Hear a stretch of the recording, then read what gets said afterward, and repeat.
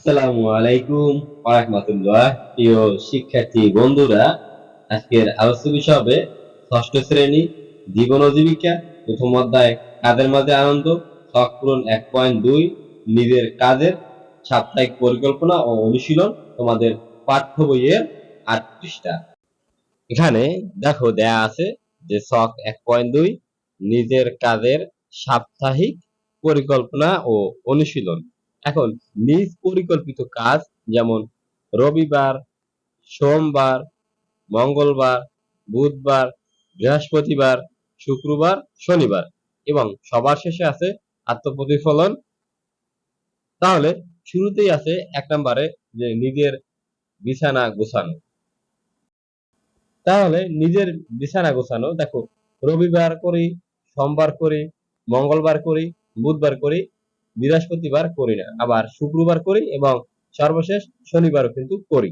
এখন এখানে শনিবার আমি যে বৃহস্পতিবার করি নাই, কেন করি নাই? এই যে আত্মপ্রতিফলন দিতে হবে, সেটা হলো শরীর ভালো ছিল না।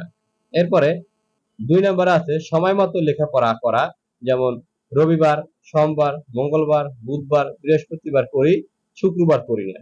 শুক্রবার আমি করছি কি একটু রেস্ট নিছি, অর্থাৎ রেস্ট বা পড়ালেখা থেকে বিরতি নিয়েছিলাম।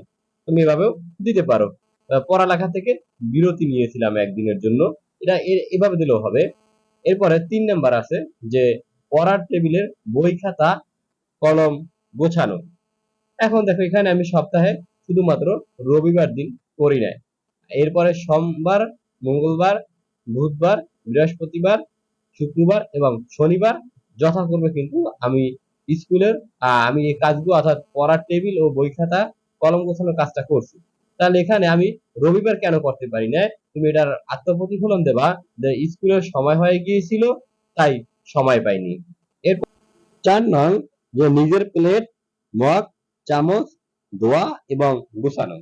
দেখো এখানে কিন্তু আমি সপ্তাহে সোমবার করি নাই, এছাড়া বাকি 6 দিন করছি, যেমন রবিবার, মঙ্গলবার, বুধবার, বৃহস্পতিবার, শুক্রবার এবং শনিবার করছি। এখন এই সোমবার করি নাই কেন?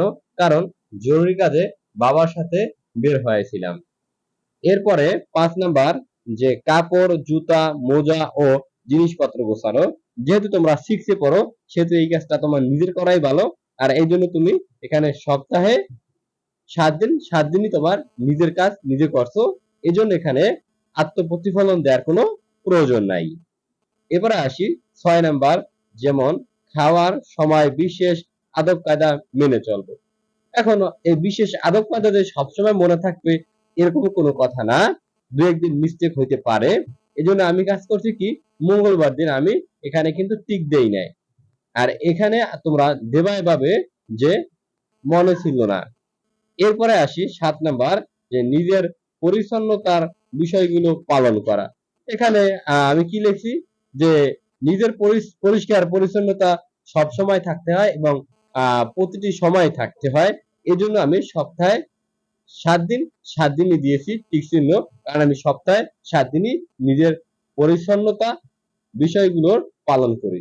ঠিক আছে, এই জন্য দিছি। এরপরে অভিভাবকের মতামত দিতে হবে এবং শিক্ষকের মতামত তুলে ধরতে হবে।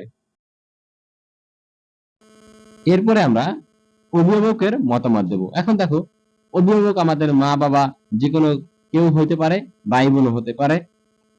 অভিভাবকের মতামত এভাবে তুলে ধরতে হবে যে আমার সন্তানের নিয়মানুবর্তিতায় আমি অনেক খুশি, সে প্রত্যহ নিজের ও পরিবারের কাজে সাহায্য করেছে, আমি তার সাফল্য ও উজ্জ্বল ভবিষ্যৎ কামনা করি।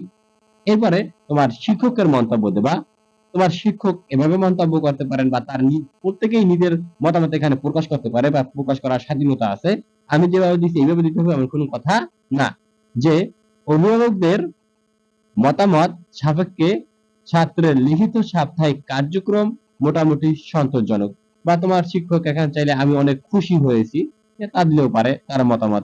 এরপরে আমি চাই তুমি এই নিয়মানুবর্তিতার মাঝে নিজেকে দক্ষ করে গড়ে তুলবে।